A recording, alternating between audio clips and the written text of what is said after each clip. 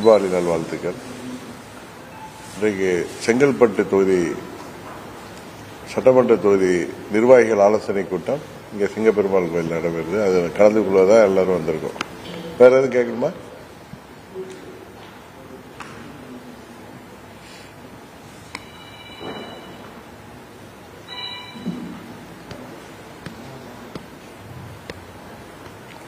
எதுவும் கேட்கணுமா? அதிமுக திமுக வந்து ஊழல் பண்றாங்க, இருட்டு கடை எல்லாம் சொல்றது விமர்சனம் பண்ணாங்க. அதை எப்படி பாக்குறீங்க?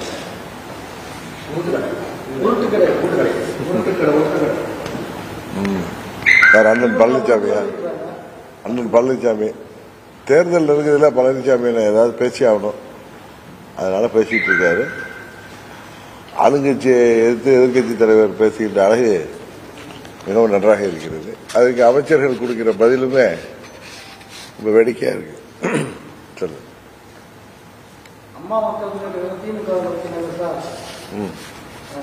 திமுக நோக்கி நகருதா?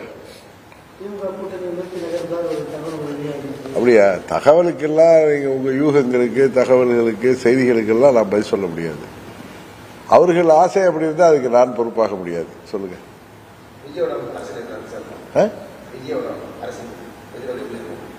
நான் ஜோசியரா? எதிர்கால நீங்க தாமு கிட்ட கேட்டீங்கன்னா சொல்லுவாரு, செல்விகிட்ட கேட்டீங்கன்னா சொல்லுவாரு.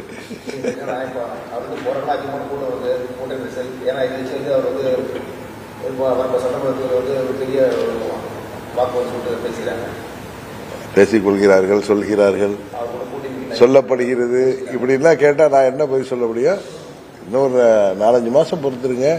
மே மாதத்தில் தமிழ்நாட்டு மக்கள் உங்களுக்கு பதிலை தருவார்கள்.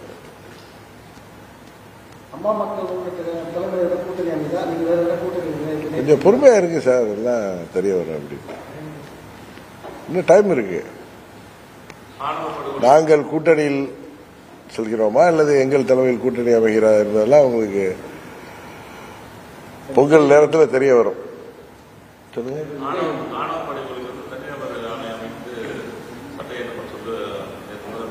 ஆமா, விசாரணை செய்திருக்க.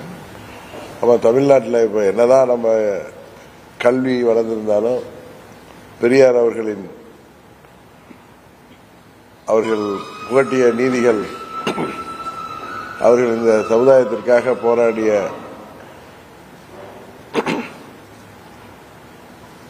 பெரியார் போன்ற தலைவர்களின் எண்ணங்கள் தமிழ்நாட்டிலே நிறைவேற்றப்பட்டு வந்தாலும் இது போன்ற ஆணவ படுகொலைகள் இன்னும் தமிழ்நாட்டில் இருக்கத்தான் செய்கிறது. அதற்கு எதிராக நீதிபதி தலைமையில் விசாரணை அமைத்து சட்டம் இயற்றப்படுவது வரவேற்கத்தக்கது. விஜய் இப்போ வந்து கரூரில் வந்து மக்களை பாதிக்கப்பட்ட மக்கள் அதுக்கப்புறம் முற்றிலும் அது இல்லைன்னு சொல்லிட்டாங்க. அவர் வாட்ஸ்அப்பில் அவங்க வீடியோ கால் மூலியமாக தான் பேசினார். மக்கள் நேரத்தை சந்திக்கல அப்படின்னு சொல்லி பாதிப்படுத்தாரு. அவங்க நிர்வாகிகளே ஒரு குற்றச்சாட்டு வச்சுருக்காங்க. அப்படியா? அதுக்கு அவர் தான் பதில் சொல்லணும்.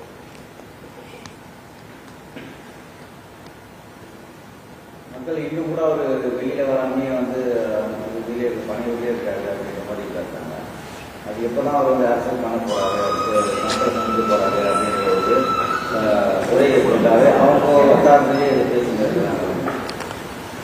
இதுக்கெல்லாம் நீங்க திரு விஜய் அவர்கள்ட்ட கேள்வி பாக்குறப்ப கேட்டாதான் அவர் பதில் சொன்னாதான் சரியா இருக்கும். விஜயும் சம்பவம் நடந்த இடத்துல 30 பேர் இறந்துட்டாங்க, பத்திரிகையாளர் 30 பேர் இறந்துட்டாங்க, நிப்பாட்டு போறீங்க அப்படின்னு கேட்டாங்க. அப்பவே எந்த பதிலும் சொல்லாத இப்ப என்ன பதில் சொல்ல போறாரு அப்படின்றது ஒரு எதிர்பார்ப்பு இருக்கு. சரி, நான் அவருக்காக நான் எப்படிங்க பதில் சொல்ல முடியும்? இந்த கேள்வியில அவர்கிட்ட கேட்க வேண்டிய கேள்வி தவறான அட்ரஸ்ல கேட்கறீங்க. அவருடையமோ அவங்க கட்சியை சேர்ந்த நிர்வாகிகளிடமும் கேட்க வேண்டிய கேள்வி. இது அம்மா மக்கள் முன்னேற்ற கழகத்திட்ட வந்து கேட்டா நாங்க எப்படி பதில் சொல்ல முடியும்? சென்னையில வந்து மழை பெய்ஞ்சா பாதாள சாக்கடை தண்ணி வந்து திட்டம் முடிஞ்சிருச்சு. தண்ணி தேங்காதனால நான் சென்னையில குறிப்பிட்ட பல்வேறு இடத்துலையும் தொகுதி சரி வேலை செய்ய வேண்டியது தண்ணி தேர்ந்து அதை எப்படி தரப்படுறோம்? இல்ல, பாதாள சாக்கடை திட்டங்கள் இது மாதிரி டிரைனேஜ் ஸ்கீம்ஸ்லாம் அரசாங்கம் செய்து கொண்டுதான் இருக்கிறார்கள். இருந்தாலும் கடுமையான மழை பொழிகின்ற பொழுது ஒரே இடத்துல வந்து பல சென்டிமீட்டர் மழை பெய்கின்ற பொழுது நீங்க சொல்ற மாதிரி தண்ணீர் தேங்கி அப்பொழுது பிறகு வெளியேறுகின்ற சூழ்நிலை இருக்கு. அரசாங்கம் இதை கவனமாக பார்த்து அந்த திட்டங்களை சரியாக நிறைவேற்ற வேண்டும். பருவமழை தொடங்கல, இந்த மழைக்கே வந்து தண்ணீரை 90% பணி முடிஞ்சிருச்சு. மேயர் என்ன சொல்றாங்கன்னா தண்ணியே தேங்காது தண்ணியில் அப்படின்றாங்க. இன்னும் நவம்பர் மாதம் மழை ஆரம்பிக்கிறதுமே தண்ணி தேங்குதில்லை. இல்லை, இப்பவே பருவமழை ஆரம்பித்து விட்டது தானே சொல்றாங்க. 16ஆம் தேதியிலேருந்து ஆரம்பிக்கும். 18ஆம் தேதியிலேருந்து ஐப்பசி மாதமே தொடங்குது. மேயர் சொல்வதெல்லாம் நம்ம பெருசாக எடுத்து வேணாம், பிராக்டிக்கலாக என்ன நடக்குதுன்னு பார்ப்போம். அதை வைத்து தமிழ்நாட்டு மக்கள், சென்னை மக்கள் இந்த தேர்தலில் பதில் சொல்ல போறோம். அதெல்லாம் தை மாதத்துக்கு பிறகுதான், பிப்ரவரி மாதம் ஆகிடும். தமிழகத்தில் முதல்வர் ஸ்டாலின் முகாம் வந்து எல்லா இடத்துல வச்சிருக்காங்க. அது வந்து இந்த நேரத்தில் முதல்வர் ஸ்டாலின் எலெக்ஷன் இருக்கிற நேரத்தில் வந்து முதல்வர் ஸ்டாலின் சொல்லிட்டு முகாம் வைக்கிறாங்க. இது வந்து இந்த முகாம் வந்து மக்களுக்கு பயன்பெறுமா? அது எப்படி தப்பாங்க? பொறுத்திருந்து பார்ப்போம் பயன் தருதான்னு. இல்லைன்னா அதை பற்றி நான் எனது கருத்தை சொல்றேன். டிசம்பர் 15ஆம் தேதியிலிருந்து மகளிர்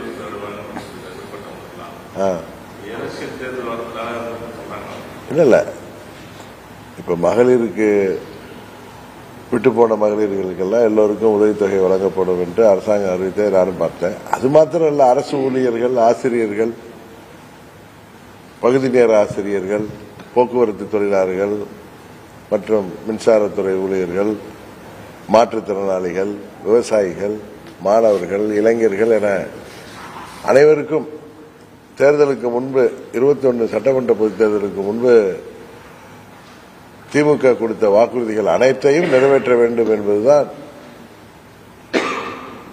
தமிழ்நாட்டு மக்களின் எதிர்பார்ப்பு. அதை நிறைவேற்றினால்தான் அவர்கள் தைரியமாக வருகின்ற சட்டமன்ற பொதுத் தேர்தலின் போது மக்களை சந்திக்க முடியும். தொடர்ந்து தூய்மை பணியாளர்கள் வந்து ஆர்ப்பாட்டத்தில் போராட்டத்தில் ஈடுபட்டுட்டே இருக்கிறாங்க. அரசு வந்து அதை கவனம் செலுத்தாம அவங்களை கைது செய்த நடவடிக்கையிலேயே ஈடுபட்டு வராங்க. அரசாங்கம் அதை தாயுள்ளத்தோடு அவர்களை அணுகி அவர்களின் கோரிக்கைகளை முடிந்தவரை நிறைவேற்றுவதற்கு முயற்சி செய்ய வேண்டுமே தவிர அவர்களை கைது செய்வது ஒரு சரியான நடவடிக்கையாக யாரும் ஏற்றுக்கொள்ளவில்லை. நல்லா கேட்டீங்க, அருமையாக கேட்டீங்க. நம்ம சில கேள்விகளுக்கெல்லாம் நம்ம பதில் சொல்ல முடியாது. இன்னொரு கட்சி நடவடிக்கை போட்டு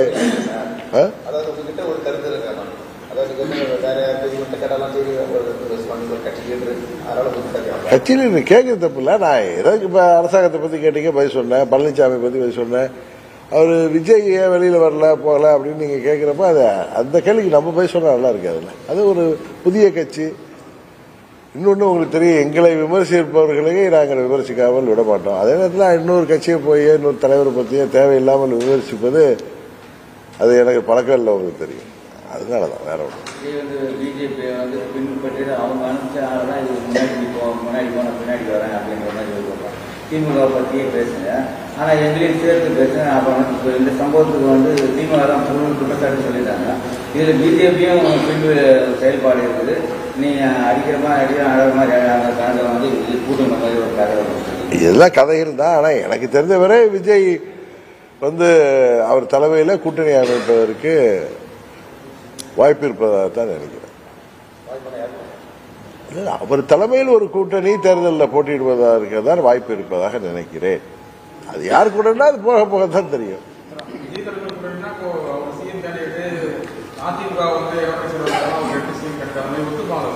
சார் எனக்கு அதெல்லாம் தெரியாது சார். இப்ப தமிழ்நாட்டில் 4 கூட்டணிகளுக்கு 4 முனை போட்டி இருக்குன்னு சொல்றேன். திமுக தலைமையிலான கூட்டணி, என்டிஏ கூட்டணி, விஜய் தலைமையிலான ஒரு கூட்டணி, அதுபோல நண்பர் சீமான் அவர்கள் தனித்தே நிற்பேன்னு 4 முனை போட்டி உருவாகும். இதை தாண்டி நீங்க கேட்டது மாதிரி எதிர்பாராத கூட்டணிகள் உருவாவதற்கும் வாய்ப்பு இருக்கு அப்படின்னு தான் நான் சொல்றேன். இதுல அவரை இவர் ஏத்துக்குவாரா இவர் அவர். ஆனா பழனிசாமி பேசுவதை பார்த்தா அவரு தேர்தலில் தங்களால் சோபிக்க முடியாது தனது தலைமையில அப்படிங்கிறத உணர்ந்து அவர் விஜய் அவர்களுக்கு கூட்டணி அழைப்பு விடுவது பிள்ளையார் சொல்லி போட்டாங்க. அவங்க யாரோ 2 பேர் இவங்க கட்சிக்காரங்களே, பழனிசாமி அவர் கட்சிக்காரர்களே கொடியை ஆசிரித்து விட்டு, ஏன்னா பார்த்தவங்களாம் அந்த டிஷர்ட் ஏடிவிங்க டிஷர்ட் போட்டிருக்கிறத தொலைக்காட்சிகள பார்த்தோம். அவர் வந்து விஜய் தலைமையை ஏற்றுக்கொண்டு செய்வதற்கு முயற்சி செய்கிறாரோ இந்த தேர்தலில் அப்படிங்கிற ஒரு எண்ணம் தோன்றுகிறது.